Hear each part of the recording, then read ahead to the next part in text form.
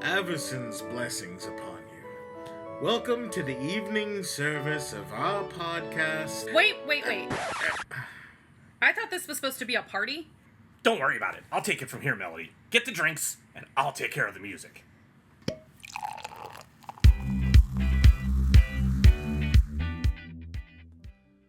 Welcome to Dice Party. Tonight, there are no portals to jump through, no crystals to chase, and hopefully, no tentacles.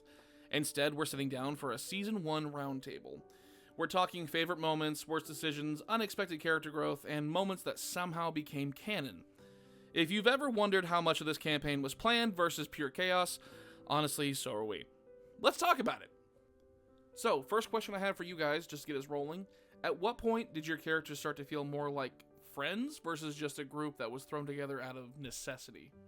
For Melody, honestly, I think it was the journey up to get Cloak.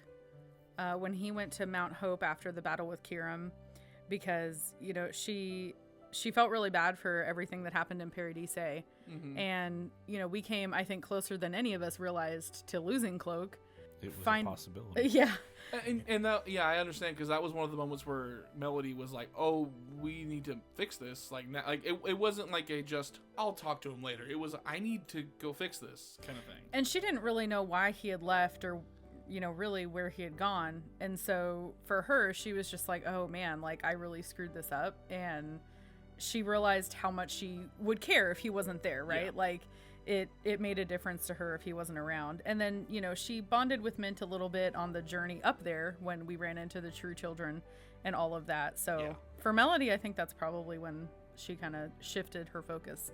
Oh no, consequences for my actions. Melody doesn't know what Melody those are. can't just do things and there not being a consequence to it. There are other people. If it isn't the consequences of my own actions.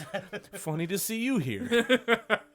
When did you get here? I've been here all along. Admittedly, though, I thought that was actually, like, I figured it'd be sooner than that moment, honestly. I know why that moment was specific to you, but that was kind of like, well, that was the end of Season 1. It was, but for her, like, I mean, no pun intended with Quatica, but she's literally a fish out of water, right? Like, she's not in... You spend all night thinking about that one? No. Do I get inspiration, though? No. Oh, okay. No, in fact, negative. You lose one. That was awful. Good thing I have so much to spend. I started to say, you don't get any banked. You just keep on losing. They keep on chinking off your armor. I keep giving them away. Oh, let me give you some inspiration in these trying times. But no, she's really like, her focus was really, I just want to get home. I want to get back to my, you know, my own realm, I guess. Or you got to poison babies in wells. And shut up. Yeah. No. Well, I mean, poison frogs. the town's water supply. Yeah. You know? Yeah. Well, not even the water supply, just a place that, like, kids drink out of. They're not supposed to. What about you, Cloak? When was the moment that you saw Melody as a friend and not just an annoyance? Yeah, you ain't now. We're talking about Season 1, right? I thought we wanted to keep this short. Yeah, we're not supposed to be giving away Season 2 stuff. Do you want the real answer or the one that will not hurt your feelings? Wow. Same instance. Yeah, being we brought up Quatica, there was that instance of, you guys shouldn't be doing that. And everybody freaking out about them shooting the negative Deatons. But there was still a lot of friction, and the team didn't really cohesively work together. There was still a lot of separation. You know, as Cloak, I kept doing my own thing, because Cloak's kind of a loner in that way, because he's what he is. And, you know, generally, when we pair off, it's me by myself. Yeah. And the other two, you know, Mint and Melody kind of go off and do their thing. And it's not like we plan it. Those things just happen. And for me, it's definitely the coming back from Mount Hope, where you guys come up there to me. Because, I left because of the confrontation that happened during Paradise, where it's like, I am literally trying to save your life, and you are doing everything you can to make it as difficult for me as possible. As a player and as a character. Yeah. And I was like, and I don't know if it was visible, but like, even as a character, that was bleeding over to the player going, I am so annoyed that you keep making this hard. And I get what you mean by that, because like when you're on an adventure or whatever, and if Cloak goes off and does something by himself, then it's kind of understood, well, we have to go back anyway. They're going to come back. Like, we're going to come together anyway. But you, when you got home, went off on your own, and they still came and got you because they thought something was wrong. They didn't really necessarily know. I mean, there was something wrong. Yeah, I mean, character-wise, I had a lot to think about because, yes. I mean, he is, by all intents and purposes, a 3-year-old. Yeah. In regular For age, sure. but he's not because of, like, grung time. But it does make I a had to difference. go back and kind of. Yeah. I've experienced a lot in a very short period of time. You Cloak have done grew a up. lot of growing up, as you can tell by the character I voice. matured a lot, and like the voice thing has always been kind of like the funny bit where it's like I started out with this one version of the character, and then I found like this more like adolescent version. He grew up. Yeah, and He then got older. He kind of like He went through puberty. hit that adulthood by the end of it, where like he kind of had more of the specific sound and behaviors to the way that he was, and then going up to Mount Hope, it was kind of like, okay, I need to reassess everything I just experienced, and if I want to continue doing this. And I needed to change a lot of things with like my character. I wanted to upgrade things, and we need a story reason for that. Mm-hmm. So it was like, okay, the caravan is going to upgrade. How does that make sense logically? I can't do that in 8 hours, so I'm going to go home. Yeah. So And suit stuff. yeah, and I had to water upgrade and the everything suit like that, and ask a lot of the questions that we had kind of come a across. bunch of things like that. So Yeah, because your character has been homebrewed to crap. There's so much. oh my gosh, yeah. So for me, that's when it really was at the end of the season where it was kind of like, oh, okay. That's interesting. That's the second one. I didn't expect that from either of you. That's because mine's, different. But like, Mint, what about you? Like, what is that moment for you then? What does that look like? Well, I think, kind of as I'm going over everything in my head, I'm going to hopefully pick something that kind of surprises you. Oh. I think one of the most hated characters may represent one of the moments we all really came together. I think it was one of the first times that we had unanimous feelings and thoughts as a team. And Where the entire team was all on board. Yep. And of course, I am referring to our first meeting with the wonderful shop owner, Joe. In Wait, Aquatic. he's your least favorite? No. So I think he is like the players, us. I think we love him. Our characters, however. It ends with threats of... They're not threats. I will follow through. That's very true. Promises of violence. I feel like, as I was thinking about it, I was like, that was kind of one of the first times we were all on the same page as far as the way we felt towards something.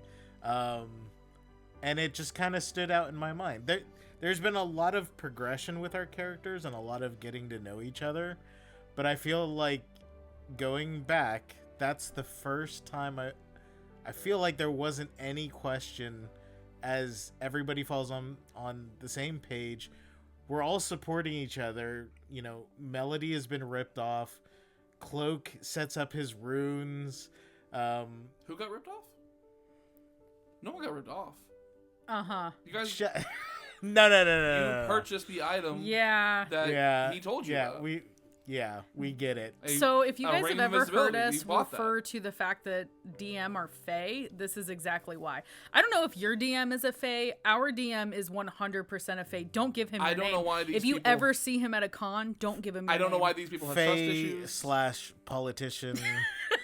Yeah. We actually had a conversation before this all started, before you got here, about how they have trust issues with you from the gaslighting. Yeah. And What I just gaslighting? don't care because I don't feed the troll. What gaslighting? Like, What are you talking about? Who gaslights? So anyway, because you're just going to keep going. Am I? That is... does the sun rise? As I went over things, that was a moment where I felt like we were all in unison together. We were all in agreement together, and it got better and better after that. It was, some of us were sticking up for some of the other people in the group, and that was kind of where it wasn't just we're we're dragging each other along. We're forced into these circumstances. Like, wait. You're picking on one. We're gonna stand up. So yeah. That actually kind of came out as, I think, a good moment of unifying us as a group. Isn't there- Joe brings people together. Isn't there a quote that talks about how, like, the most unifying thing is the hatred of the same person or something like that? That's kind of what it feels like. The friend of my wait. The enemy of my enemy is my friend? I Something guess? like that, yeah. Yeah.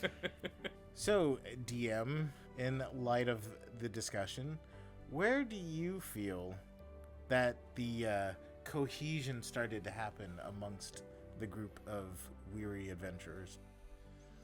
I actually talked about this, like, I think on air the next episode after it happened. I can't remember. It was just kind of, I don't know if we kept it in or not. I can't remember at this point. But it was table talk, so we may have edited it out. And I've told you guys in person plenty of times. My moment that really, like, sticks in my memory is when you guys are in Quatica, and you are going to the underground lab at the chips, and Yep. Your lovely abbreviations. I can't help it. I am a father, so it just happens. I have the dad jokes are I strong have to make with stupid puns. Fish and chips, baby. But they started before you were a dad. Well, I got ahead of my time. I was practicing. Okay. I'm a master of my craft. What can I say? It's like when you see a 12-year-old at college. You're like, what? And I was like, well, I'm just good at it. No, but like for me, it was when you guys went to the underground lab at Chips, and they were giving the tour because you had charmed the crap out of the front guy, the warden or whatever he is. I don't know. Like, not really a warden. He's not a person. Whatever he is, I don't remember. The agent? It's some agent. I've slept since then. But you guys were talking to him, and it was Eric Carpstrata. I think that's what it was. I think. Yeah. That sounds familiar. Because he was named after Eric Estrada. Yes. Because of the chips. This is where the magic happens. This is who I am, This, guys. this is what you guys listen to. This is the creative mind. This is who I Behind can't stop it. Can't the stop it. world. Won't stop. But one of my favorite moments is when you guys are down there going to investigate the crystal, figure out what's going on, what's giving off the massive readings, the way over the top readings. One of the scientists tells, we've been shooting it with negative datons to see how it reacts and everything. And every one of you vetoed that verbally so hard. You all three were like, no. That's because we have common sense. You shouldn't do that. And it was just like one of those moments where the entire party was like, you morons are going to get the entire multiverse sucked into the abyss. Yep. We're going to be eaten by the giant tentacle monster who ruined our fountain.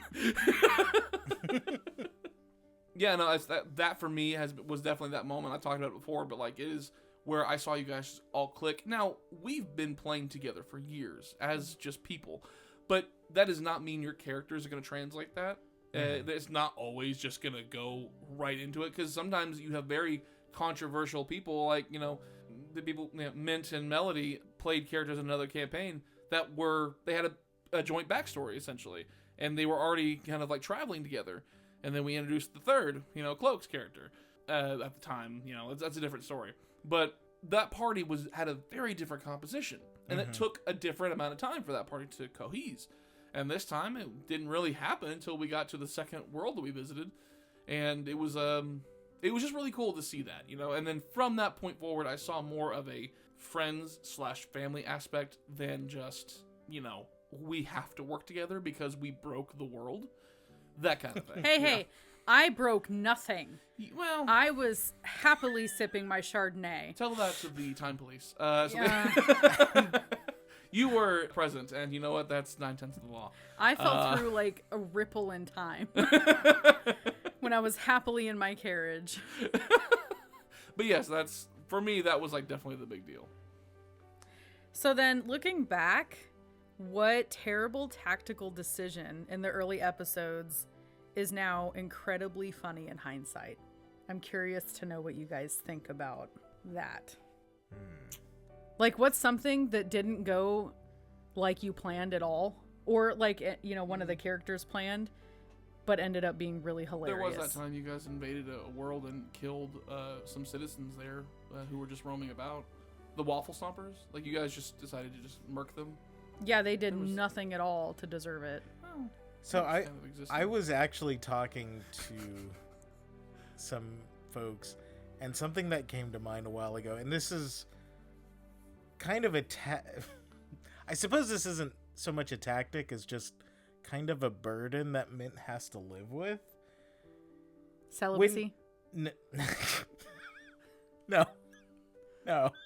Keep Melody keep would pairing them off definitely- with Melody. and that's Melody, not gonna happen. she's night. trying. She's trying. Oh yeah, sure. She's she like, is. let's go, Mint. Let's go somewhere private, Mint. You want to do yoga? Let's go No. get massages. But, a somewhat unfortunate side effect of Mint's wolfier heritage, which you actually kind of just referenced, when he wants to be nice to strangers, it kind of terrifies them.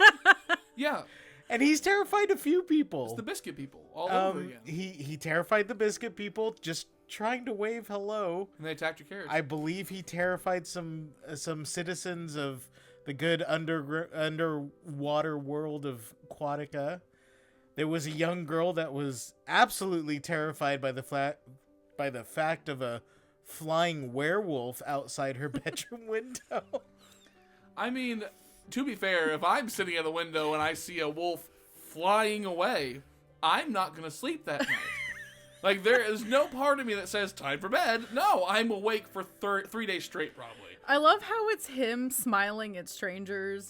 That it's not the fact that Warkus literally put an exploding candy cane into his mouth, or licked magical frost that literally froze his tongue gosh. solid. Well, if we're gonna- None of those were bad decisions. Okay, so if we're gonna jump into some of the other campaigns, maybe licking the frost, maybe it wasn't. He was trying to analyze through immediate, testing. He was doing the Leon effect. But Who's that? Yeah, who's that? There's no Leon in this campaign. I know not in this campaign, but maybe he'll come someday. You're giving away way in the future stuff. potential in the future. so we don't have shut solid up. plans. Yes, I would admit that might not have been the smartest, but It was really funny. It did end with, it was hilarious. It was I very much enjoyed playing out that whole situation, and it did end with Warkus getting hot chocolate. So in Warkus's opinion, that's always good. That's And always I have to admit, so I've edited the Christmas one shot, and Mint is the one that edits most of the main episodes. And when you edit it, you have to listen to it over and over and over and over again. And I have to admit, the section where Warkus freezes his tongue solid, even after the 10th time I had to listen to it through, I was still cracking up. So it's definitely Yeah. it's one of my favorites. We have those moments every once in a while where you're just like, I don't care how many times I listen to this. I'm It going will to always laugh. be funny. I've edited this and I've listened to it 12,000 times. One more, please. What about you, Cloak? Like the pork rind. Oh, God. Oh, gosh, yes. When I turn when I make a joke and turn the DM into a Well, a whistle. You made it canon. You made tea such a kettle stupid going. dad Yeah, joke. I turn him into a tea kettle. You made such a stupid dad joke. I had to keep it canon. Well, I am also a dad. You didn't just keep it canon. Your reaction in the time was hysterical. Yes. My laugh, my squeal sounded like Iron Man's palm cannon It Yep. beaming it up. very much. And Yeah, you could put that over Robert Downey Jr. just doing his thing. We actually did play those next to each other during an editing session, and we're like, dude, this is you. It fits. Yeah, you made this sound. Yeah, well, I was just going through, and then me with my stupid Oh, we do. abbreviations, and Yes. not abbreviations, but whatever it's called, the way with the letters and everything. acronyms. Acronym, thank you. But we were going through that, and then you just threw out there, they're the keepers of the rind, ha ha ha, and I'm like, that's the best. And then while at the session, I pull my phone out and I make up an acronym for rind. And I'm like, that's a thing now. It's just this giant crystal called the rind. You ruined the rind. The pork rind. It was beautiful. I loved Just it. crank him up. What about you, Cloak? What's a terrible decision in some of the early episodes that is now incredibly hilarious? Oh, good lord. Immediately right out the gate, giving Mint Oh. the lever for my Tesla coil. And him I French forgot frying about you. And him doing more damage to me in that episode than has been done to me in the entire season. Yeah, I don't think. Yeah, you haven't sustained that much damage since. Like, for being as observant as I'm supposed to be, I was not at all observant. You didn't in have those that moments. feat I was yet. trying to say, No. to You be didn't have fair- that Oh, feat yet. okay. I don't think Okay. I don't think I gave you the No. observant feat yet. Maybe. Yeah, you didn't have it yet, but man, you were French frying my frog butt, That's dude. what Mint Frog was legs, like. baby. I'm Yeah. never gonna do that again. Oh. I'm going to observe everything to the absolute. Oh man. I mean, it's been edited out, I think. It may be in the Christmas episodes, but when we get to where we're fighting in the Christmas episodes and he's going to fireball something. No, it's in there. It's still in there. It's yeah, in I left there. that in there. He goes to fireball the toy soldiers and realizes that I, who plays Tangle, am in the fight. He has PTSD and starts to second guess fireballing them. And I'm like, no, there's a difference. I am no longer the squishy frog man. I am the big beefy bruiser. Oh no. Fire away, bro. It's I all don't- good. I don't want to catch crap for this. For I the have next all 12 the sessions. HP. I am here for this. Do it. I think that was also a moment where you reminded me that you have defense against magic. Yes, Yeah. yes. Because ha- I was like, well, all my characters are gonna try to kill all your characters. When we talked about doing the Christmas campaign, I'm like, it's all magical. There's a new barbarian archetype that is anti-magic.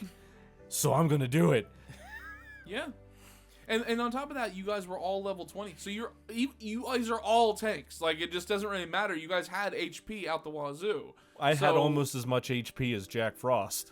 Yes. Because I looked at the numbers, I was like, oh my gosh. And I didn't even get to heal before the battle. Yeah, None that- of us I did, made yeah. sure that didn't happen. I had to make it risky in some way. That's the thing. And I hope you guys enjoyed that level 20. Never happening again. What about you, Melody? So, I don't know if it was incredibly funny, but when it's very melody, so I don't necessarily regret it because I look at it and I'm like, well, I mean, it's just so her personality. When she basically like wants to completely ruin the shopkeeper that was rude to her. So like I She look back, realized in middle of the game, like maybe she overreacted. possibly. Is that what you think? So like she definitely overreacted, and like You think? my player kind of has secondhand embarrassment, but I look back and I'm like, I don't think I would change it because that's just It's just too funny. no, it's very her. She Yeah. very much is like if she thinks you've wronged her, she Like- will salt your fields, she will ruin your name. To her credit, he was being snooty. He just wasn't being And see, that's what bad triggered person, her, you know? because she grew up very, very poor, right? Yeah. And so when people look down on her, that's like total. It hits her right in like the childhood trauma, more or less. So I don't necessarily think I would change it, and I don't know if it was super. It was probably funny to everyone else. But it was more embarrassing for it made me laugh in the game. It made me laugh listening to it being edited. It Oh, made me laugh gosh. when it Yeah. aired. Like, so it was fun for me, you know. Yeah. Melody is very scorched earth. A little Oh, bit, very much. Oh yeah, absolutely. which is That's yeah. a common theme with some. Yeah, with her Some of character. my Yeah. characters, yeah, they're all a little dramatic. The bartender's a little bit too this. Let's just give him, dysentery. Okay, that character, she was kind of That like was also evil. So yeah. That was also like a like. It was a one-shot turned, hey, we're not doing this dungeon. Yeah. We're out of here. It was a anything goes. Like I'm gonna throw the rules out the window. We do what we want kind of thing. Just because we wanted to blow off some steam, and that was just kind of like Yep. okay, I'll poison the barkeep because he was kind of snooty. Like If you're ever curious about playing D&D, it is something that is nice to blow off any sort of frustrated feelings you might be Oh, for having sure. in the moment. yeah, for Because sure. you can make a character that you get to do whatever you want. and Yeah. that's one of the things I love about D&D is that I don't have to be me. I don't have to be Tiffany. I can just be whoever I want. And I can basically do whatever I want. And not to say there's no consequences, because there are, I mean, we discussed them at the beginning. but there are no like real Players life will consequences. characters will leave the party. But see, that's fine. Like, in-game consequences are totally different than I can't just go kill people in real life and blow off steam. However, I can do that in D&D, and, you know. I love how that's your go-to example right there. Like, that's where you start off with. Let's not talk about it. We can't kill people in real life, right? Everybody agrees. We're all in right? agreement, right? What about you, Mr. DM? Do you have a decision that you maybe would have done differently, but it ended up hilariously funny? This entire campaign. I mean, No, I'm very satisfied with how things have gone, like, because that's just how the game goes. The game is made up as we go. It's fantastic. But there are times where, boy howdy, do I just like do something and I'm like, either y'all don't take the bait, or y'all just look at that and give it the finger and then walk away, or you or I throw enemies at you, and those enemies aren't strong enough because I don't want to murk you, but I want to make it challenging, you know, that kind of thing. I feel like there have been plenty of times where I have thrown things out there that just didn't work, and I kind of had to abandon them, you know? Well, for example, and one thing that people here will never hear is about the adventures of good old Finkel. yes, we had a few episodes we cut out. We recorded some episodes. We had to take much longer than we thought break. And then we got back to it because we just need to kind of start fresh. And so those episodes just kind of got put on. The lost episodes. There are lost episodes. There is an NPC Yeah. named Finkel who will never see the light of day. And he's gone. And I'm like, this was a failed experiment. I tried to make a party pet that they felt for, that they were like, you know, they were emotionally invested in. Who liked to just pee random places. He had his quirks. He was a very, very dumb bugbear. He tinkled. Yeah. Finkel go tinkle, exactly. I loved Finkel. He just didn't work as well for the party, I think. You know, ended up happening is Mint ended up babysitting him, so it More was or just, less, yeah. Yeah, it was like, come on, Finkel. So, you know, things like that. Yeah. But that happens as you throw things out there. They just don't go to plan, you know. So I wouldn't say anything that I regret, but definitely some things that if I had the option to do over again, I might tweak a little bit just to make sure it went smoother. But that's pretty much it. You don't regret giving me that spaghetti pan yet? I have yet to regret that. I don't know. It sounded like you regretted it pretty instantly. No. Once I was like, oh, I get to keep the pot. I don't regret it yet because nothing's happened yet. I'm in terror. That's in of it. season 2, though, I wasn't am it? horrified of the No. future. Was that in season 1? It was the end of season 1. I was on my way back to Mount Hope, and I stopped right. off That's at the right. family's house Yes, that I okay. had visited in my backstory. And he got to keep a pot. And they a gave pot me he could have spaghetti. gotten anywhere, but this one has sentimental value to it. Yeah, they gave me spaghetti on the way And I'm home, and they're "Don't like, give you him can just sentimental value. That's got magic in it. Yeah, you can just take the pot home. And I'm like, oh, okay. And then it's been alluded to in season 2 Yeah. with some things that happened, and I'm like, oh, I wonder if this would work. Don't you touch that pot. So I'm gonna that pot is gonna be in a cabinet. I'm gonna lock it and put an arcane lock on it. You're like, Joe's gonna take who it. put this arcane lock on here? It wasn't me. And I'm like, that's weird. yeah, I'd love to see the story reason on the story way you arcane lock something inside my extra dimensional space I mean, I am the master that I of can't all things. unlock with, you know. I am this world's creator. I can do what I want. Well, you didn't create that space. Don't forget, DM, mutinies do exist. That's fair enough.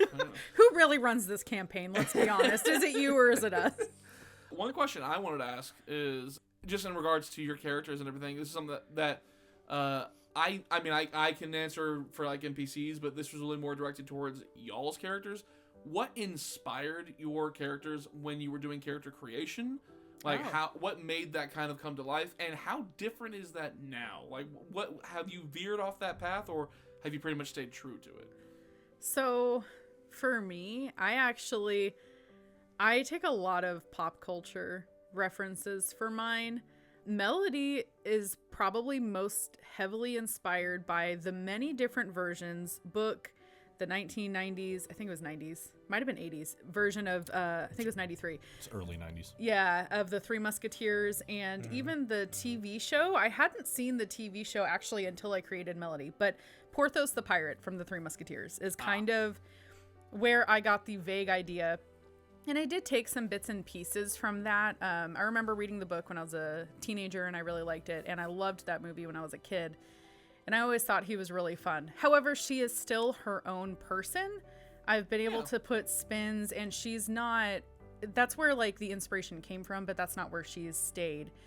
But you still pay homage with little bits here and there. Like, you know, for those of you who know the medium of it, you'll catch it here and there where it's a quote here or something like that. Yeah, and it's more just, I kind of took... It's Easter eggs. Yeah, and I really wanted her personality to really just, you know, when we were sitting down and thinking about characters, when I created Melody, which I actually created her long before we even started Dice Party.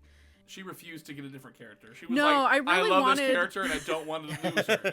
And ironically, she's kind of become one of my favorite characters. The other one is, I mean, you know, Scarlet, who maybe we'll meet... That's a very different story. For very different reasons. We may meet her later down the line eventually, Hopefully. but... I like that. That would be a lot of fun. Campaign. We may revamp that campaign. It was a much bigger group at the time. Yeah, but it was such a fun story, and I But it was fun. Yeah, it's pirate stuff. Yeah. You can't go wrong Right? with pirate stuff. But yeah, I had created Melody very much just to have fun and basically like life as a party, which is one of the reasons when we came up with Dice Party, I was like, I really want Melody to be the character I start this off with because life is a party to her and she has a lot of fun, but she's also really brave and loyal. And so I kind of took some of those little tidbits and maybe the, you know, alcoholic nature of her, her character. What? Is Melody an alcoholic? What? No, not at all. Which is really funny. So because me as a player, like I literally don't drink. I actually can't drink due to medical reasons. And so the fact no, shut up. That is not the reason. So my cheeks get flushed. So it's kind of interesting playing a character that loves alcohol so much when I really don't partake myself. But no, she's been a lot of fun. She's not an alcoholic. She's just fond of the drink. What about you, Cloak? Did you have inspiration, or did he just literally come out of the very scary depths of your mind? That one. His mannerisms are slightly loosely based off of a character from the pirate campaign, just very, very lightly. Because I had just come off of playing that campaign when it just, you know, it's D&D. It died because of scheduling issues. And we're like, you know what?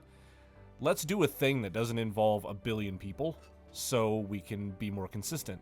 And this campaign kind of came out of that, and I was looking through characters, and I'm known for making a billion characters and never getting to use them. There's a lot of people who fit that shoe. I'm just saying. And looking at the really bizarre versions of characters and going, what if I did that? And I looked at a grung, and I was like, grungs could be fun. But I couldn't play a grung the way that grungs are played. So how can I make that really weird and interesting? And thus the 6-foot-tall golden grung was born. You always have like weird quirks with your character. They're never just vanilla. No. Ever. Like I'm the same way though. If Yeah. I'm making a character, I'm like I love the Juxtaposition, because words are hard. juxtaposition. He runs this campaign, by the way. I couldn't get my words straight. it's like prestidigitation. Yeah, half the party can't say that word. I love to take characters and make them kind of turn them on their head. I love to make like, you know, halfling barbarians, you know, things that just do not make sense. I mean, that's what Holly was. She Like was a weather nerd valley girl. I mean, come on. I want to make a centaur monk one day. I want to play a monk who's a centaur, like just a horse that can parkour onto a roof. Like, like it's what I love to do, you know? But like with this character, it was a lot of like, hey, a grung would be fun and interesting. And then this campaign came out around the same time we were thinking about doing this recording at the same time as what is it, Bixby's Guide to Giants or whatever came out. And I remember that, yeah. And you as a person like the Norse mythology. It's been a couple years. So. Being Scottish and Irish, I was very much into like the Viking mythology. And I was like, you know, this would be a really fun character to do, because I wanted to, originally, he wasn't going to be a grung. He was going to be either a Luxodon or he was going to be a Warforged, because it's no secret, Warforged is my absolute favorite. You very much like your wolf. Yeah, I love them as a race. I know they're super like controversial. Warforged you want to make, so yeah, I have a whole idea behind doing a Warforged for every class and it having like a big lore family tree thing. But no, this character kind of came out of that where I was like, oh, I want to make a character that's kind of like got this giant lore to him, and then I was like, dude. Like really throwing the grung on its head and going, he doesn't even know what that is. He thinks that he's a giant, and never knowing what that is. And it came to me driving in my car, which is kind of where a lot of my ideas for characters come from. Is I'm just driving around. I'm like, no, that would be great. Same way I developed his voice. I drove around and just kept talking until a voice hit, and yeah.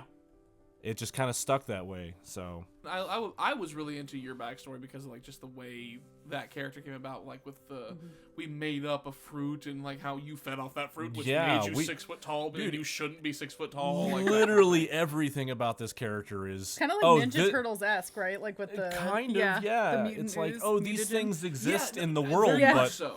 yeah, very much so. And we do have these backstories recorded somewhere in the vault of. The Oh, we very have 'em, early yeah. days of Dice Party. Now, let me tell you, the quality is terrible.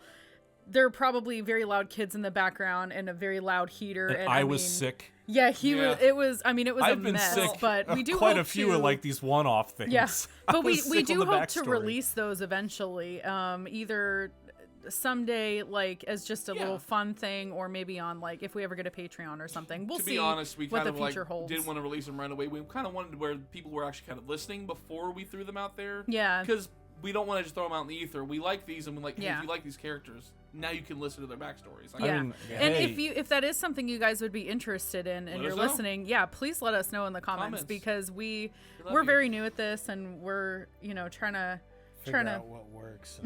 exactly. Yeah, so if that's something you guys would be interested in, we're let trying us to find know. our legs, and For really sure. what it comes down to is we need Yeah. feedback. So Yeah. if you love us, let us know. Don't tell us if you hate us though, because I'll cry. No, tell us you hate us. Comments drive engagement. So we Yeah, welcome leave a trolls. negative comment. I'll delete it. You'll come back. We'll welcome the trolls. Come on in. What about you, Mint? So my answer is probably not much different when it comes to character creation. I'll just say, with each one's looking around the internet, reading books. You guys know I'm big into horror, so a lot of You just wanted a werewolf. for Mint. Yeah, I absolutely wanted a werewolf. With the Halloween one shot. I do remember I told you that wolf ear exists, and I saw your figurative ears pop up. Like I could see. Yeah, that wolf might have ears been just the kind of like. it was something like that because I remember looking up the information, finding a couple different articles online. Because it's a Magic the Gathering race, Mhm. and Yep. so it didn't really have its own thing, and you kind of had to I guess homebrew. Mint is kind of unique in that I really had to, You found a homebrew online, and homebrew. you had to like plug it into D&D Beyond and all that kind of stuff. Yeah. And it was which is good because I'm not the most. yeah. Even just copying and pasting was a little tricky to figure out, but I did enjoy being able to add him and flavor him up a bit, and just the fact that there was a werewolf I could play, and we could kind of not worry about him changing back and forth or anything like that, because he's just in the form that he is permanently due to the backstory, due to how Avacyn created the wolf ear, blessing feral werewolves with the ability to keep their form but also have human mentality, human thinking skills, not being completely bestial. And Yeah, you and I like workshop the crap out of your backstory in making up things for like the Church of Avacyn and all that kind of stuff. Like I really enjoyed digging into that background. I let you kind of dictate all the like tenets of somebody who is a follower of Avacyn, essentially, like what the clergy of that church would do and stuff like that. But me and you worked together on like the specifics of it, like which we just took lore from Magic the Gathering and brought it into this world and just kind of like shaped it into your story, and we were able to fit it with the world you were creating, the fact that there is Yeah. realm travel and such, so we could make it that Avacyn being a deity type being, could easily travel between those realms. Yeah, it's not like establishing she's lost these and somewhere else. These places, and we've got this one orphanage run by Father Eris that is devoted to her in its sense, but you know, which Avacyn, kind of the main thing to her is protection and guardianship. So an orphanage, lost children who have suffered the loss of their parents, this Father Eris following in her footsteps and trying to protect these children, and then here comes along this orphan Wolfir, brought from being left out to die. Yeah, you know, and it just made a very compelling background. And I suppose if there's, you know, a bit of a quirk to Mint, the fact that he is a werewolf, but he's very naive and very gentle, as opposed to being angry and scary or anything like that. He doesn't have that type of temper that can usually get associated with those kinds of creatures. Even though he's got the strength to back it up. He does. Boy, howdy. Boy is shrunk. But he's sweet. He just, you know, he's a good boy. He's a good boy. He wants to. He just wants to help people, and can't control that tail sometimes. Sometimes that tail is just like hitting the table. But yeah, usually it's a mix of things that I like, but usually there has to be a flare of inspiration. Yeah, and that same story with you, kind of like you just kind of had an amalgamation of different like things kind of come together, because you are inspired. Of course, you like the Wolfir race, and the story just kind of came from that, and it wasn't really from a specific outside source. Then I guess you know. No. But in regards to like keeping true to the form of like how you built your character, I'd say it's definitely been the case, because like going forward, like you have found every reason to like just I need to be like you have played the true cleric. I need to be helpful. Like that is what all clerics are like. I need to help in some way. Like how am I helpful? Even and this will be if we ever release the backstories, or whenever I should say we do end up releasing the backstories. He tries to help everybody. I won't get too descriptive, but even the villains, he tries to give them a chance to back off, to chill out, and either they accept it or they have to deal with a werewolf. You know, I will say I don't think that you really tried to help out the front desk lady at the Daily Trident. She sure wanted him to help her. I mean, she had a problem and he could fix it. Waiting for your again. Young, naive, celibate. You know, there's that too. Celibate. It's not really a hard rule of Avacyn, but you know, it is a handy excuse. To be fair, not if interested. I was in Fish World and someone started hitting on me, I'd be like, I don't even know physically how that can happen. So. You need a convenient excuse like Cloak has, where it's like, I'll just kill you. Yeah, that's really what it comes down to. Because I can't touch you. You'll die. That has been brought up several times. And Beach Bro was like talking to him, and he's like, "I'm toxic." He's like, "Man, I know we all feel like we're toxic." He's like, "No," as he's talking, he takes his glove off and just touches him. He's like, "My arm hurts." Yeah. So I'm curious, was there anything that specifically inspired Onyx City and Thalia and all of that, or did that just come from your very terrifying brain? I will not release the files in my brain. But Please I will. Don't. It's probably for the better. You don't. Yeah, you don't want that. Redacted. Yeah. You venture into my brain. One half is like, you know, dark humor. Well, very dark, decrepit, and just like, what's going on? Oh gosh, this is horrible. And then the other half is like stupid, funny, like like zany, wacky stuff. And you're like, these do not cohere. Like they do. They in fact do. No, for the world, like it's just I don't have a hard and fast rule about making my homebrew world, because I have the world that you guys have played in before. Mm-hmm. This is, of course, a new country, a new place. This is actually set significantly in the future anyway. So things are a little bit different here anyway, so I kind of got free range to do what I want. However, I wanted to make sure that this place was big. Like Onyx City, I wanted to be a place that if you were to spend time there, you could... We should do that sometime. We should totally spend time there and look around. If you're directing that at me, ma'am, I do not drive the story. Lies. How many times off the books have I been like, bro, you made this whole world, I'd love to live in it. Okay. I didn't have anything specific on Onyx City. It was just like I wanted to make sure it was a big place that could be explored and have pretty much anything you want to go look at there. If you want to go shopping, great. If you want to go out to eat or something like that, there are places that I've made up in the world for you guys that are just kind of wacky and zany and weird. Orion's. Like Orion's Italian food. That's right. The only Irish Italian place you'll ever find. And just things like that. That's the reason why most of the things exist the way they are. They're kind of off the cuff. So I didn't really have a solid plan for this. I just wanted a big place where you could go do stuff. And then, because when you were in town, I didn't want you to like, what can we do? I wanted to be pretty much anything you could do.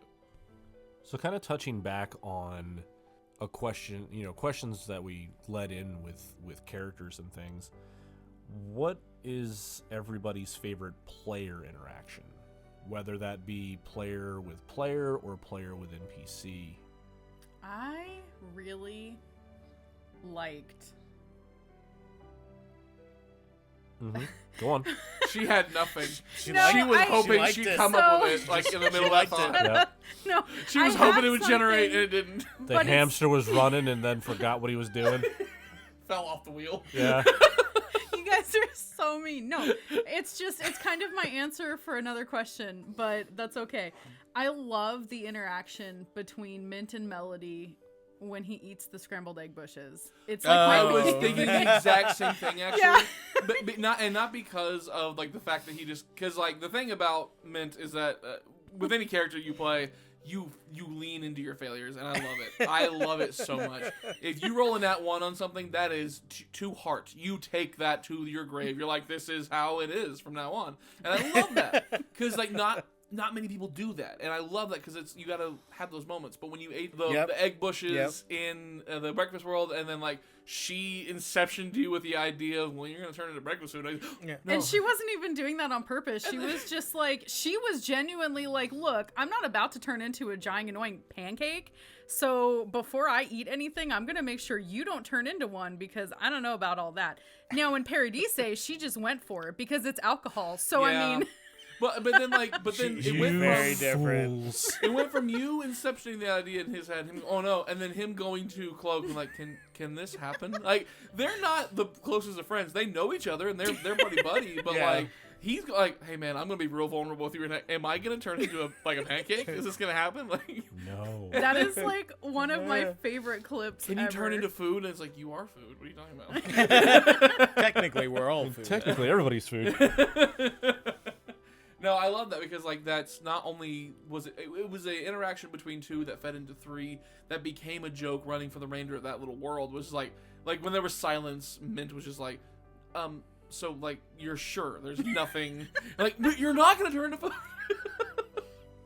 So, thinking about favorite character interaction moments and everything, I know I've mentioned this before, but one of my favorite interactions, I always get really satisfied when random events that occur during the game come together to actually work in a way that we had not predicted ahead of time.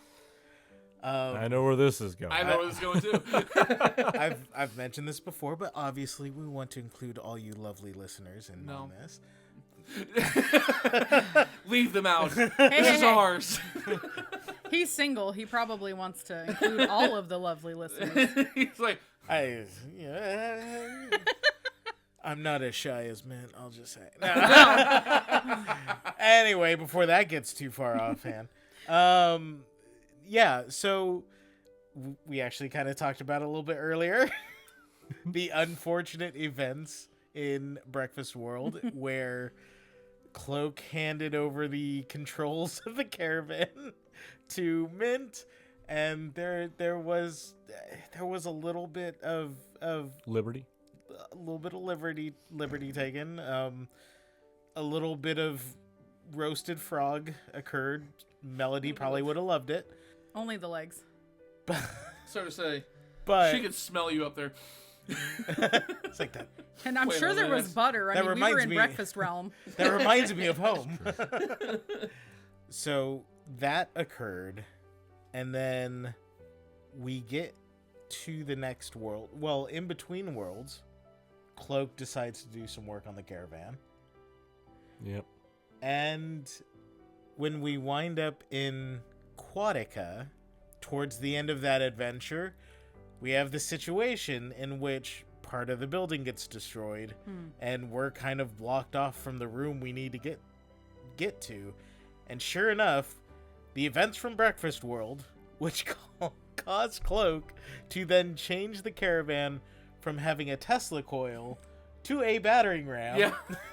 Yeah. I didn't even like consider that part of it, like the mishap with the Tesla coil. I didn't even think about like that being playing into it, because like I gotta change that around. Unless I'm misremembering. I No, believe no. you No, said well, that was You part are of it. correct. Well, I changed. Oh no, I changed it. I am, You are misremembering. Mhm. I changed it because of you running over That's right. the waffle stompers. Because behind the scenes that I didn't even talk to the players or the DM about, when we got to the water world, I was like, I just took the Tesla coil off in the most conducting environment. That's right. Our battle functionality just took a tank because I put a ram on this stupid thing, But it worked out. and then it worked out. It turned out the situation came together, and yeah, and that was just interacting between. Maybe I'm stretching the interacting between characters, but it was the way that it worked between us. I mean, that it led these events just naturally flowed into. Oh, guess what?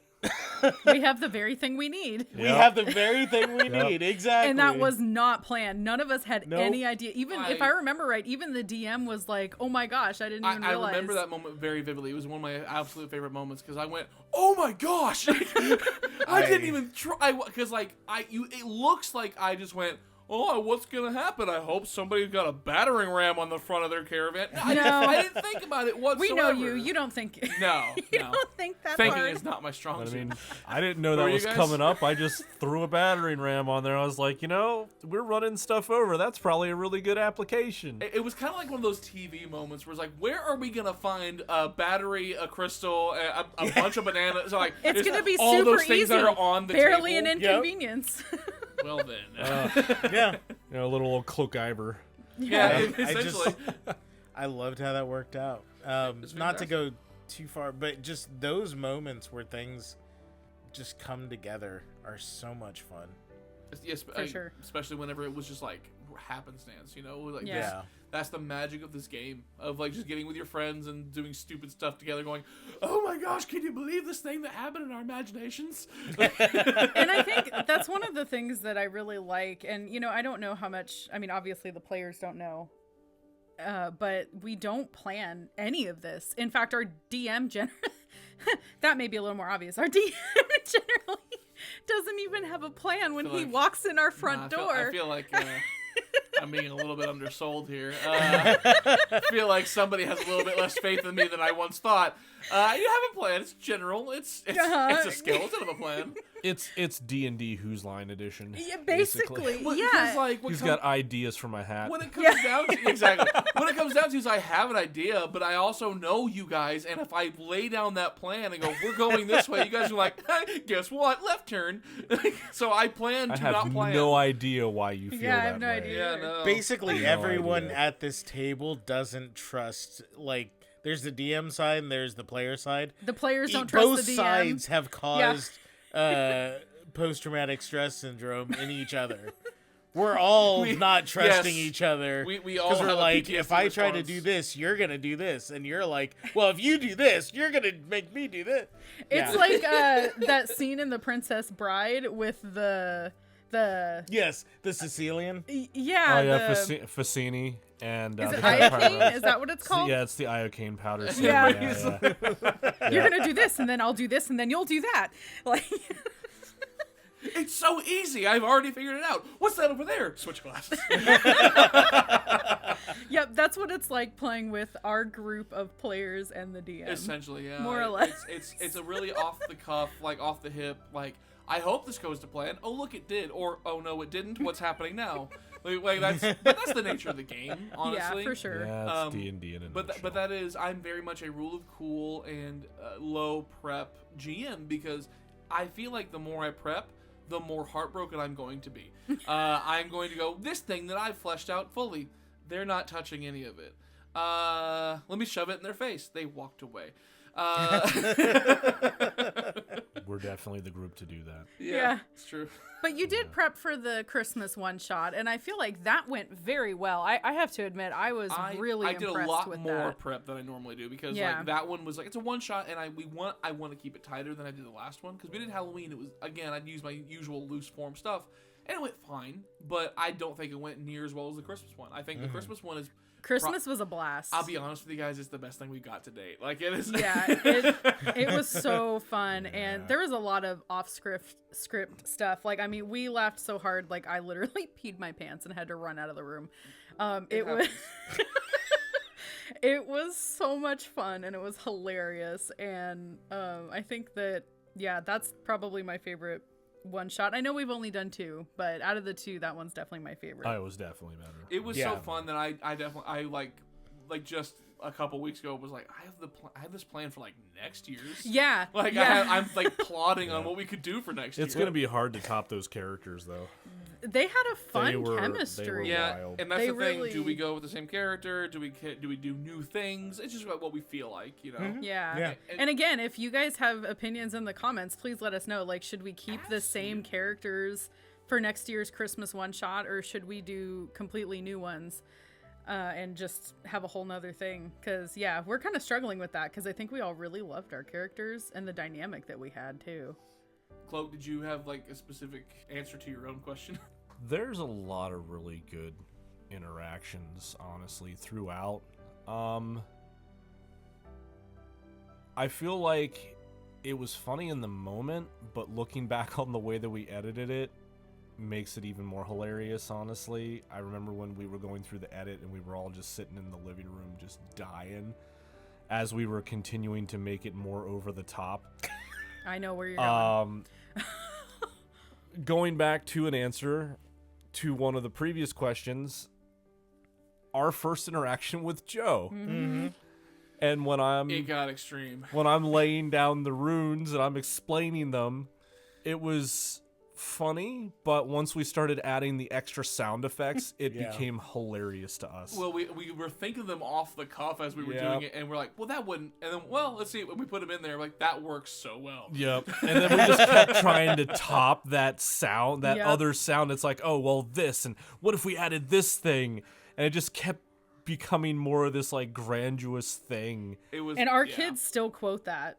Yep. Like they Yeah. think it's so funny. Like our kids don't really listen to the podcast. They could, but you but know, they've already heard it all. yeah, Yeah, but they hear us. for Our one- DM's not They quiet. hear it playing. They hear it editing. Yeah. They hear it all. So we live Yeah. in 1,000 square feet, and we record in my living room. So they live in 1,000 square feet. We use about 12 of that.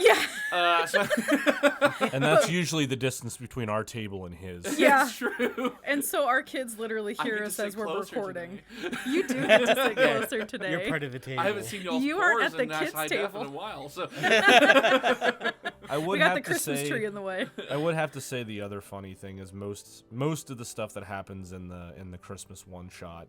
I love Tangle's interactions with Warkus, kind of playing off of the awkwardness of being a Minotaur. That was a lot of fun. Whenever Warkus would just ramble off these very over the top, absolutely not true history things. and just get completely backed up. And here I come as Tangled immediately just backing up everything he said. Yo, I heard that. That's true. That's 100% true. From Workuspedia himself. Yes. Exactly. Fact checked by yours truly. And one of the other things, we were actually editing it not long ago, is Holly going off on one of her tangents and Tangle just melting down about how her incessant rambling just hurts his brain, and just listening to that at the volume that I don't normally bring to the table. Tangle's brain hurts. Yeah. Oh. Brain freeze. So while I was editing these, Cloak, the player, he he works from home, but he, again, 1,000 square feet. So he works in the garage, which is right on the other side of the living room. And I was editing the Christmas one shot, and I just get this message of, I can literally hear Tangle through the walls as he was working. He was like, oh my gosh. Like, Which It's like real life, you know? You can hear Tangle through the walls. in and of itself is really kind of funny because, you know, as listeners have been able to tell, I'm generally the quieter person at the table. My character talks a lot and excitedly, but not at a volume. Behind the scenes, they turn me way up in post, which has been getting better. I am adding more volume to my voice, as you will realize with Tangle. He is very loud. He can very easily match the GM in volume with Tangle for sure. He got way loud. Because that's the difference. Like, you can get as loud as I can. You have way more control over it, though. I do not have near as much control. Yeah, so those are definitely what I would consider my favorite interactions. There's so many, but those few stick out a lot when I think back. yeah. Because anything with Cloak and Joe is just it's Gold. ridiculous. Yeah. He's actually one of my favorite reoccurring NPCs as a player, but as a character, he is the nemesis that is not the BBEG, and Cloak despises him. One of my favorite things in just, like, playing D&D as a whole is we talk about these wacky, crazy, insane scenarios. I love getting that opposite position of somebody from a third party who's just like, what is their point of view? And that was one of the moments we had in the Christmas episode recently, where you guys are running around frantically, and I made a joke saying that you guys have been running around the entrance to the break room. We've made several laps, and there's people who are workers who have just stopped working and are staring at you. Watches as this giant minotaur crashes through the wall, makes a very Tangle-shaped hole in the wall, and then Like the Kool-Aid Man. then moments later, minutes later, leaves through the regular door, which is about 3 feet away. I'm pretty sure you said Actually, it was like 18 inches. I said it or was half something. a foot. Or, yeah. Whatever it was. We kept making it more and more ridiculous, and I'm like, and he's crab walking through the door, and yeah, it's like because half his a horns foot. keep getting caught in the doorway. Yeah. With his dim lights, because he's sad. Oh, Yeah. and Holly. Very sad. God, no, that was one of my favorite moments of, like, just adding to that. But, like, it was one of my favorite interactions because those stupid little hijinks we get ourselves into. Like, I love how much you guys yes and my stupid stuff, because I'll throw stuff out there and I'll think to my head, that's kind of off the rails. We shouldn't do. No, but you guys like, no, that's the thing. We're doing this now. Except for the Pancake Wizard. Yeah. We No, could Pancake Wizard, everything is canon with him. Wow. Speak for yourself. Some of us enjoyed the Pancake Wizard. I started to say, I Melody feel like, did not. And by some of us, it's everyone not on this side of the table. Which, for those of you who are obviously understanding there's no video right now, there's 3 of us on one side. And there's only 4 people in the podcast. So I'll let you map that out. I love doing my crazy old man voice any chance I can. And I wanted to make this weird, like just a strange floppy man. I wanted a pancake man with a wizard cap, and he cast spells that didn't really work. I'm still waiting for you to get a tattoo of the Pancake Wizard that I drew for you. You give me the money, I'll get it tomorrow. I love it so much. Hey, if you want to see our DM get a tattoo of the Pancake Wizard. Absolutely. We have a Send coffee and a Venmo. Patreon. Yes. Hey, if you're a talented tattoo artist, I started to submit say, your if idea you want to for... see this happen, absolutely. We have a Discord. I will sell my skin for some content. I'm just saying. Like, How would you draw the Pancake Wizard? yeah, no, that's something I would absolutely will. I have tattoos. I'm not afraid of the needle. I promise. Your wife may not be super happy that you have do you think I care? Oh, I know you don't care, but I also know your wife. Get him in the crook of your arm so you can like make him flop. Make them flop. Or I can just put them on my arm fat so I can just flop them. Oh, Anytime your kids like I'm gonna get off the Pancake Wizard. You behave. no, but when they're older and you're at like their school dance. I'll wear tank tops and I'll just wave to him. Hi, sweetie, it's your daddy. he's Floppy Pancake It's like Wizard. the bodies on the floppy part. and then the arm extends out into the crook of your elbow, and then the wand is on like the forearm, so you can like extend it when he's zip zappity bopping. Zip zappity bap. Yep. Oh, this just gets worse and worse. I love it. Please fund this. He's Swish. he's just gonna get floppier as you get older. He will. too. Absolutely. Oh my goodness. Good gracious. No, I'm all for that idea. Make it happen. Make it happen, Captain. Someday this will happen. You heard it here, folks. I don't. They may want to unhear it, honestly. Now, one question I have for you is that necessarily to do with the campaign itself, but more just the characters. If you either individually or together were just roommates with your characters, no. how would that go? Like if you were were roommates with Mint, or if you were roommates with Cloak, or if you were roommates with Melody, how would that go? I feel like it would be fine, honestly. You and Yeah. Cloak, I think, There's- would actually get along quite Yeah. well. Every character I build, there's quite a bit of me in there. Yeah, it's true, actually. Just different parts. If I had to pick one, because yeah, that is true. I feel like Mint would be. I feel like I'd get along with him just fine. Looking at Elias, I feel like he would be fun to have around. I'm wondering if Workus would be too much. No. Workus For loves you, the Christmas. introvert. My yes. my introvert nature and his kind of Workus is very extroverted for you. Yeah. For yeah. sure. I feel like if we roomed somewhere, it might be too much. I don't know. It might be opposites work really well together, but Put marshmallows in the oven. Oh no. There's just a bunch of marshmallows in here. They're not even cooked. They're just raw. Like, Yeah, I don't know if I could room with Beaker. Oh gosh. I struggle enough at home with the fact that everybody talks so much, and And our child literally does narrate my son his life. narrates everything he does. My oldest, and I'm just like, oh my gosh, dude, I don't need to know that you're like well, taking your food out of the microwave and now you're placing it on the table and now you're getting a cup out so you can get water because you haven't drank in the last like 5 minutes. Like, dude, Beaker, no. I think that I would be intimidated by Melody and Millicent because they're both very strong, oh, and gosh. I'm not very much of a strong I I just imagine all personality. three of you in the same house. That wouldn't that would work be well. rough. Yeah, no, but I Holly. think Melody would actually try to kill Millicent. Like, Oh, I think, 100%. Oh, yeah. That would Oh, not yeah. work It would well. be both ways. It would be a great sitcom, Yeah. a reality However, TV show. Holly and me would absolutely do great. So I literally, part of what I loved about Holly is I actually am a Valley girl. I'm from the San Gabriel Valley in Los Angeles County. So one of the reasons that I decided to make her like that is because I don't know, it was a little part of me, especially when I was a child. And I do miss that. I miss those really bubbly, fun personalities. And obviously I don't live in California anymore. And it's been quite the culture shock. And I think I would actually have a lot of fun with Holly, and I want to be friends with Holly.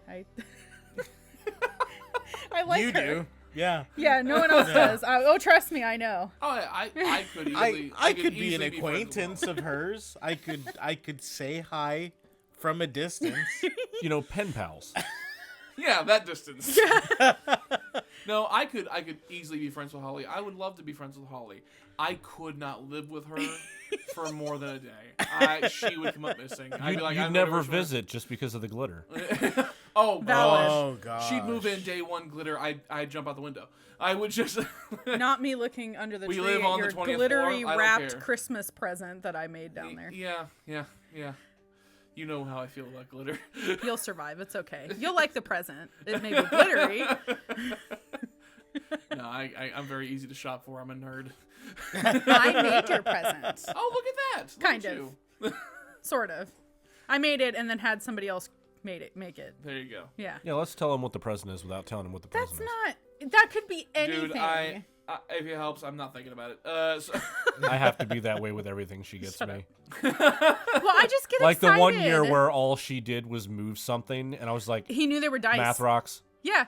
Like, He I heard was a in the click- deck heard on the clack? kitchen. I heard the click clack of one die moving From in the the other container, room. and I was in the kitchen. I was like, math rocks. to be fair, yeah, that one's kind of like that's very She's hard. like, how did you know? I'm like, I play D&D. What do you mean? Okay, the sound of dice hitting each other is the D&D mating call. Like Yeah, you can't just apparently. you can't just throw that out there and expect no one to go, huh?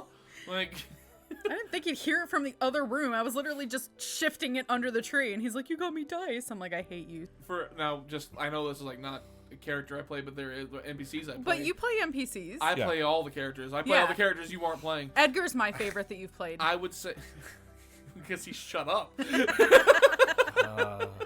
Edgar didn't say Next a word. year's Halloween one will be Mark. Yeah, it will be where I get lines that year.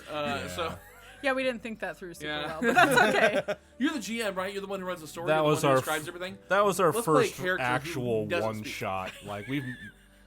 Yeah, that was like our first. That was go test at it. run. It doesn't Yeah. count. So no. Thanks for suffering through that. One of my I would say that if, like, for example, if I were to roommate with Jack Marius, Which one? Like the Jack Marius. Well, my Like Jack gosh. Marius 37 is not like Jack Marius Prime, you know. No, that's true. Oh, yeah.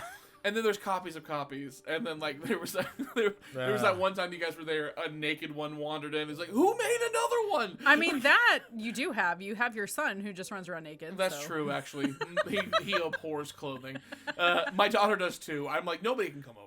And I run games on. Well, I'm on camera in my office and I'll just open the door. Daddy, what are you doing? I'm like, I have to hurriedly shut the camera down so I don't get the cops called on Right? me. Like, No FBI calls, this please. man was trying to show me his kids. I'm sorry. Like, I didn't mean to. Go put some clothes on. Parenting. Yeah, Yeah. exactly. Just being a parent in general. No, I would say that if I were to live with Jack Marius, that would actually just go kind of poorly. Purely because I don't think I have the resources. If I were roommates with Kirby, I think I was gonna that ask. me and Kirby would probably get along thick as thieves because Kirby just could fix things, and I'm not a handyman.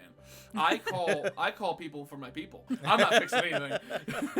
No, but I think that me and Kirby get along great because Kirby just he does his own thing. He thinks that uncalibrating things to recalibrate them is fun. To be fair, Cloak gets it.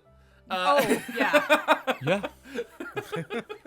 like Bearded may not get it, but Cloak gets it. You I mean, know, Cloak and Kirby have gotten along quite a quite a bit actually. Yeah. I mean, I helped design the thing that makes us travel, so you know. He's become like one, quite frankly, more of a anchor than Jack Marius at this point. Jack Marius like runs the show. It's true. I mean, yeah, our characters. Jack probably Marius tend is to more be of like, a figurehead. It's like, well, you need to report this to Jack Marius. Well, where's Kirby? Where's Kirby? Let's. Can we? He'll find out. Yeah.